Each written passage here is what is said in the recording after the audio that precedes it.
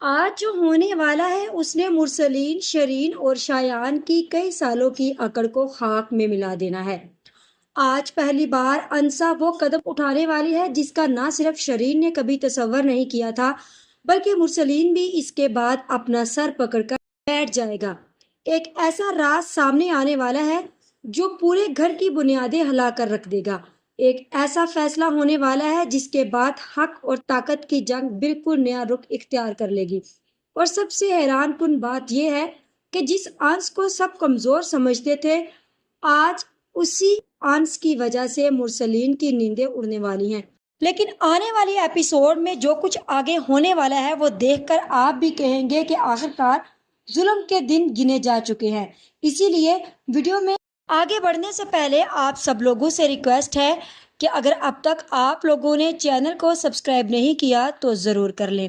تو جیسا کہ آپ لوگوں نے دیکھا کہ مرسلین پورے اعتماد کے ساتھ سب کے سامنے کھڑا ہوتا ہے اور اعلان کرتا ہے کہ انس نے وعدہ کیا تھا کہ وہ یہ گھر اس کے نام کر دے گا۔ اس کے چہرے پر غرور صاف دکھائی دے رہا تھا۔ اسے یقین ہوتا ہے کہ آج اس کی جیت کا دن ہے اور انس ہمیشہ کے لیے خالی ہاتھ ہو جائے گا۔ دوسری طرف شرین اور شایان بھی دل ہی دل میں خوش ہو رہے ہوتے ہیں کیونکہ انہیں لگتا ہے کہ اب ان کے راستے کی آخری رکاوٹ بھی ختم ہونے والی ہے۔ لیکن قسمت نے ان کے لیے کچھ اور ہی لکھ رکھا ہوتا ہے۔ جب پپو انس سے سوال کرتی ہیں تو انس بڑے سکون سے جواب دیتا ہے کہ ہاں، میں نے کہا تھا کہ مجھے یہ گھر نہیں چاہیے۔ یہ سنتے ہی مرسلین کے چہرے پر مسکراہٹ پھیل جاتی ہے، لیکن دادا جان فوراً انس کو سمجھاتے ہیں کہ یہ گھر تمہارا حق ہے، تمہارے والد کی نشانی ہے اور تم اس سے دستبردار نہیں ہو سکتے۔ انس خاموشی سے ان کی باتیں سنتا رہتا ہے اور پھر کہتا ہے کہ میں کسی سے لڑنا نہیں چاہتا۔ اگر اس گھر کی وجہ سے سب لوگ ایک دوسرے کے دشمن بن رہے ہیں تو مجھے یہ گھر نہیں چاہیے۔ انس کی بات سن کر مرسلین فوراً آگے بڑھتا ہے اور شایان کو حکم دیتا ہے کہ کاغذات لے کر آؤ۔ شایان دوڑتا ہوا جاتا ہے اور چند لمحوں بعد فائل اٹھا کر لے آتا ہے۔ مرسلین کاغذات میز پر پھینکتے ہوئے کہتا ہے کہ آج سب کچھ ختم کر دیتے ہیں۔ انس یہاں سائن کرے گا اور یہ گھر ہمیشہ کے لیے میرے نام ہو جائے گا۔ سائن کرو اس پر اور یہ گھر میرے نام کر دو اور لکھو یہ گھر مرسلین کے نام پر ہے۔ اور تائی جان بھی اندر ہی اندر خوش ہو رہی ہوتی ہے کہ اب یہ گھر میرے حوالے ہونے والا ہے۔ سب کی نظریں انس پر جم جاتی ہیں، لیکن اسی لمحے ایک ایسی آواز گونجتی ہے جو سب کے منصوبوں کو تہس نہس کر دیتی ہے۔ انسا آگے بڑھتی ہے اور بڑے اعتماد کے ساتھ کہتی ہے کہ ایک منٹ، آخر یہ لوگ کس گھر کی بات کر رہے ہیں؟ وہی گھر جو پہلے ہی میرے نام ہو چکا ہے۔ یہ الفاظ سنتے ہی پورے گھر پر جیسے بجلی گر جاتی ہے۔ مرسلین حیرت سے انسا کو دیکھنے لگتا ہے۔ شرین کی آنکھیں پھیل جاتی ہیں اور شایان کے چہرے کا رنگ اڑ جاتا ہے۔ مرسلین غصے سے چیختا ہے اور کہتا ہے کہ تم بکواس کر رہی ہو، لیکن انسا ایک لمحے کے لیے بھی نہیں گھبراتی۔ وہ پورے اعتماد کے ساتھ جواب دیتی ہے کہ میں سچ بول رہی ہوں، یہ گھر انس نے حق مہر میں میرے نام کیا تھا۔ یہ سنتے ہی سب ایک دوسرے کا منہ دیکھنے لگتے ہیں۔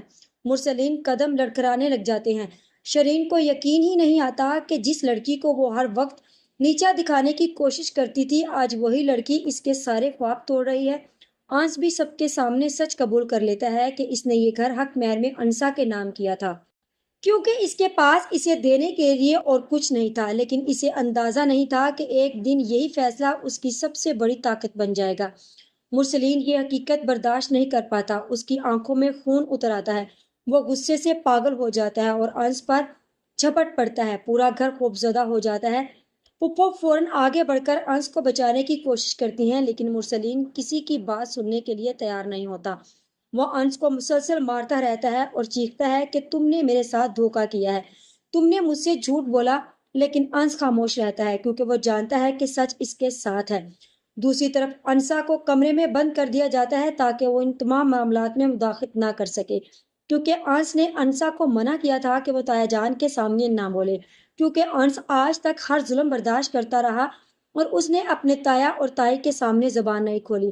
اسی لیے انسا کا اس طرح ان کے سامنے آنا انس کو اچھا نہیں لگا اور اسی لیے اس نے جا کر انسا کو کمرے میں بند کر دیا اور بولا کہ میں سب کچھ خود سنبھال لوں گا۔ جہاں پھر انسا زور زور سے دروازہ پٹکتی ہے کہ دروازہ کھولو، کوئی ہے جو مجھے سن رہا ہے۔ وہ مسلسل دروازہ پٹکتی رہتی ہے، چیختی ہے اور کہتی ہے کہ دروازہ کھولو، کوئی میری بات سن رہا ہے لیکن باہر کوئی اس کی آواز نہیں سنتا یا شاید سن کر بھی نظر انداز کر دیتا ہے۔ اسے احساس ہوتا ہے کہ باہر کچھ بہت بڑا ہو رہا ہے۔ اسی دوران دادا جان بھی مرسلین کو روکنے کی کوشش کرتے ہیں۔ وہ اسے ڈانٹتے ہوئے کہتے ہیں کہ اگر تم نے اپنی حرکتیں بند نہ کی تو یاد رکھنا کہ میں تمہیں اپنی جائیداد بھی سے محروم کر دوں گا۔ یہ سن کر مرسلین پہلی بار خاموش ہوتا ہے۔ شرین اور شایان بھی حیرت سے دادا جان کو دیکھتے ہیں۔ انہیں یقین نہیں آتا کہ دادا جان اتنی سخت بات بھی کر سکتے ہیں، لیکن دادا جان چکے ہوتے ہیں کہ اگر آج انہوں نے حق کا ساتھ نہ دیا تو بہت دیر ہو جائے گی۔ چند لمحوں بعد پپو جا کر انسا کی آواز سن کر دروازہ کھولتی ہیں۔ جیسے ہی دروازہ کھولتی ہیں تو انسا تیزی سے باہر نکلتی ہے اور سیدھا انس کے پاس پہنچ جاتی ہے۔ انس کی حالت دیکھ کر اس کی آنکھوں میں آنسو آ جاتے ہیں۔ وہ کہتی ہے کہ تم نے یہ سب کیوں کیا؟ اگر تمہیں یہ گھر میرے نام نہیں کرنا تھا تو مت کرتے، لیکن اپنی جان کو خطرے میں ڈالنے کی کیا ضرورت تھی؟ انس مسکراتے ہوئے کہتا ہے کہ مجھے تم پر بھروسہ تھا، مجھے معلوم تھا کہ تم کبھی میرا ساتھ نہیں چھوڑو گی۔ یہ الفاظ سن کر انسا کے دل میں ایک نئی طاقت پیدا ہو جاتی ہے۔ وہ فیصلہ کر لیتی ہے کہ اب کسی کو بھی انس پر ظلم نہیں کرنے دے گی۔ مرسلین دوبارہ آگے بڑھتا ہے اور دھمکی دیتا ہے کہ وہ انس کو زندہ نہیں چھوڑے گا، لیکن اس بار انسا اس کے سامنے آ جاتی ہے۔ اس کی آواز میں ایسی سختی ہوتی ہے جو پہلے کبھی کسی نے نہیں دیکھی تھی۔ وہ مرسلین کو خبردار کرتی ہے کہ اگر ایک قدم بھی آگے بڑھایا تو انجام اچھا نہیں ہوگا۔ مرسلین پہلی بار انسا کی آنکھوں میں دیکھ کر گھبرا جاتا ہے۔ یہ منظر دیکھ کر شایان بھی حیران رہ جاتا ہے۔ اسے اندازہ ہو جاتا ہے کہ اب انس اکیلا نہیں ہے، اس کا ساتھ دینے والی یہ شیرنی آ چکی ہے۔ اب وہ اپنے شوہر کے حق کے لیے کسی سے بھی ٹکرانے کو تیار ہے۔ دادا جان اور پپھو بھی انسا کا یہ روپ دیکھ کر حیران رہ جاتے ہیں۔ انہیں پہلی بار محسوس ہوتا ہے کہ شاید انس کی زندگی میں آنے والی یہی لڑکی اس کے تمام دکھوں کا مداوا بننے والی ہے۔ اسی دوران شرین آگے بڑھتی ہے۔ اس کے چہرے پر غصہ صاف نظر آ رہا ہوتا ہے۔ وہ کہتی ہے کہ ابو آپ پیچھے ہٹ جائیں، میں اسے اپنے طریقے سے سمجھاتی ہوں۔ پھر وہ انسا کے قریب جا کر کہتی ہے کہ تم کون ہوتی ہو ہمارے خاندان کے معاملات میں بولنے والی؟ انسا مسکراتی ہے اور جواب دیتی ہے کہ شاید تم ابھی تک نہیں سمجھ سکی کہ میں کون ہوں۔ میں انس کی بیوی ہوں، انس مشتبہ کی بیوی ہوں، اس کی شریک حیات ہوں اور اس کے حق کی حفاظت کرنا میری ذمہ داری ہے۔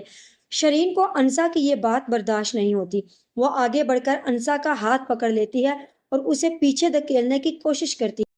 شرین کہتی ہے کہ تمہیں اپنی اوقات میں رہنا چاہیے، لیکن اس بار انسا خاموش نہیں رہتی۔ وہ شرین کی آنکھوں میں آنکھیں ڈال کر کہتی ہے کہ اپنا ہاتھ چھوڑ دو ورنہ انجام اچھا نہیں ہوگا۔ شرین ہنسنے لگتی ہے۔ اسے یقین ہوتا ہے کہ انسا کچھ نہیں کر سکتی، لیکن اگلے ہی لمحے ایسا کچھ ہوتا ہے جس کا کسی نے تصور بھی نہیں کیا ہوتا۔ انسا پوری طاقت سے ایک زوردار تھپڑ شرین کے چہرے پر مارتی ہے اور پورا گھر حیران رہ جاتا ہے۔ اور تو اور شرین کی ماں کی آنکھوں کے سامنے اندھیرا آ جاتا ہے۔ ہر شخص حیرت سے یہ منظر دیکھنے لگتا ہے۔ شرین اپنا چہرہ پکڑ کر کھڑی رہ جاتی ہے۔ اسے یقین ہی نہیں آتا کہ کسی نے اس پر ہاتھ اٹھانے کی جرات کی ہے۔ شایان کی ہوش اڑ جاتے ہیں۔ مرسلین غصے سے کانپنے لگتا ہے، لیکن انسا بغیر خوف کے سب کے سامنے کھڑی رہتی ہے۔ وہ کہتی ہے کہ یہ تھپڑ صرف تمہارے لیے نہیں تھا، بلکہ ان تمام ظلموں کا جواب تھا جو تم نے انس کے ساتھ کیے۔ تم لوگوں نے اسے کمزور سمجھا، اس کے حقوق چھیننے کی کوشش کی، اسے تنہا کرنے کی کوشش کی، لیکن اب ایسا نہیں ہوگا۔ اب میں اس کے ساتھ ہوں اور جب تک میں زندہ ہوں کوئی بھی اس کا حق نہیں چھین سکتا۔ انسا کی آواز میں ایسا اعتماد ہوتا ہے کہ سب خاموش ہو جاتے ہیں۔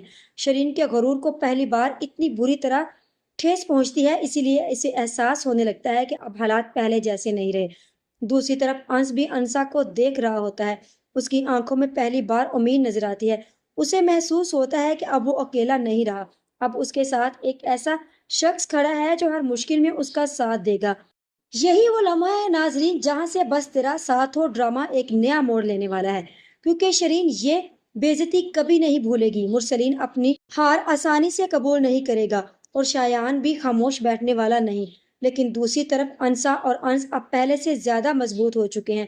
آنے والے دنوں میں اس گھر میں ایسے ایسے راز سامنے آئیں گے، ایسی ایسی سازشیں بے نقاب ہوں گی اور ایسے ایسے فیصلے ہوں گے جن کا کسی نے تصور بھی نہیں کیا ہوگا۔ اب دوسری طرف انس بھی زاروں قطار رو رہا ہوتا ہے اکیلے کمرے میں بیٹھ کے۔